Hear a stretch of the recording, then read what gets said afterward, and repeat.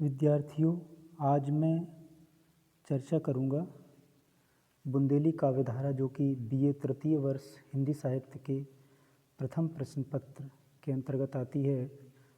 और इस सत्र में इस प्रश्न पत्र का मतलब बुंदेली काव्यधारा का ऑब्जेक्टिव क्वेश्चन पेपर आएगा।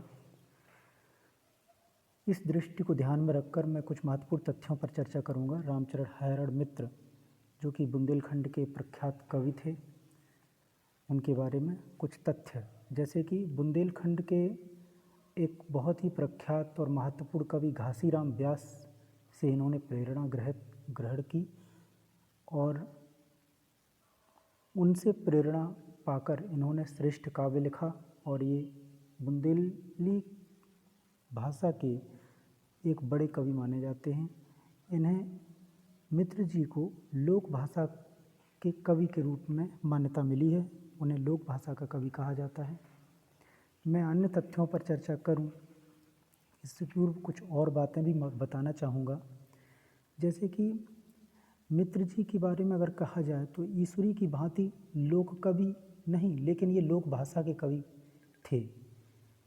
लोक कवि और लोक भाषा के कवि में अंतर होता है। लोक कवि लोकोद्गार का अभिव्यंजक, या यूँ कह सकते हैं कि लोक मानस का प्रतिबिंब होता है, जबकि लोक भाषा का कवि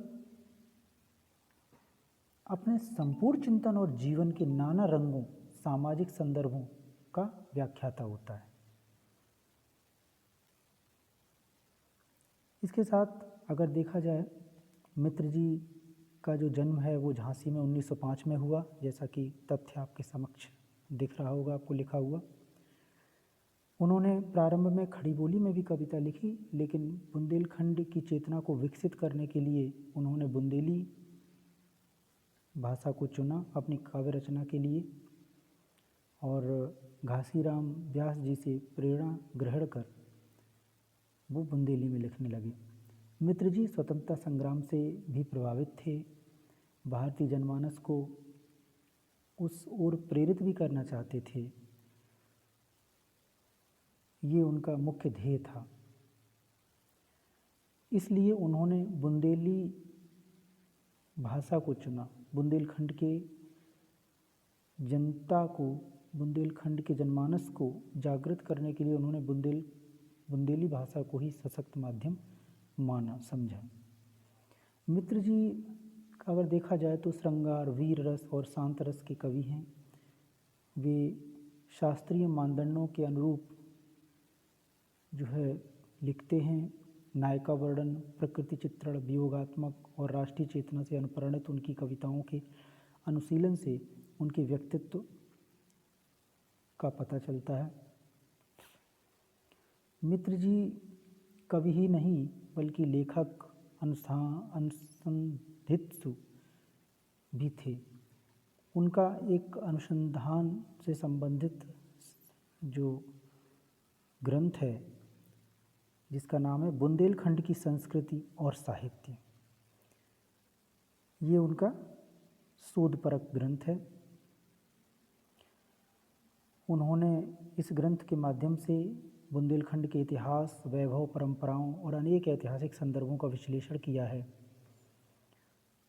उनकी जो कृतियां हैं उनमें प्रमुख रूप से लोकानई और लैलैया प्रमुख हैं, जैसा कि मैंने अभी इसमें लिख के भी बताया है, आपके समक्ष दिख रहा होगा स्क्रीन पर। इसके अलावा और भी कुछ महत्वपूर्ण चर्चा है जो मैं आपके समक्ष करना चाहूँगा।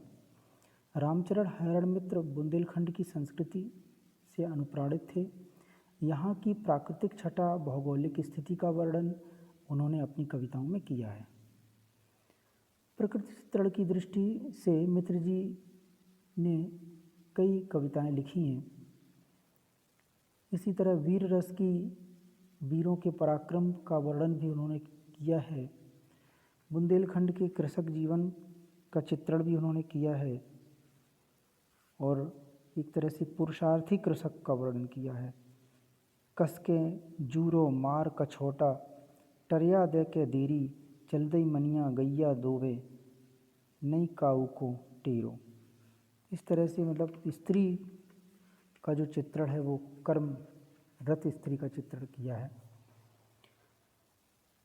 इसी तरह से वो बिटियों के लिए संदेश देते हुए कहते, ऐसी बिटियां करती नैया घर में न्यारक न्यारो, और मित्र कौर करती रौती दो कुल में उजियारो। मित्र जी जो है अपने काव्य में आशा का संदेश देते हैं। वे कृषकों को संबोधित करते हुए कहते हैं, आलस छोड़ किसान भोर कर ले काम, जे अपने प्रिय संग बेई सुख उठावें, दुख न पावें सपने। इस तरह से मित्र जी के काव्य में दार्शनिकता अन्य युक्तियों के माध्यम से व्यंजित हुई है। मित्र जी ने बुंदेली काव्य को भावानुभूति और सौंदर्य की दृष्टि से नई चेतना दी और काव्य को नए संदर्भों से अनुप्राणित करते हुए मूल्यों को स्थापित किया। भाव पक्ष की दृष्टि से, कला पक्ष की दृष्टि से उन्होंने काव्य को समृद्ध किया। हमारे पाठ्यक्रम में BA तृतीय वर्ष के पाठ्यक्रम में बुंदेलखंड विश्वविद्यालय के उनकी भोर कविता और बुंदेलखंड महिमा कविता संकलित है। धन्यवाद। आगे हम नए कवि के साथ फिर वीडियो लेकर आएंगे। नमस्कार।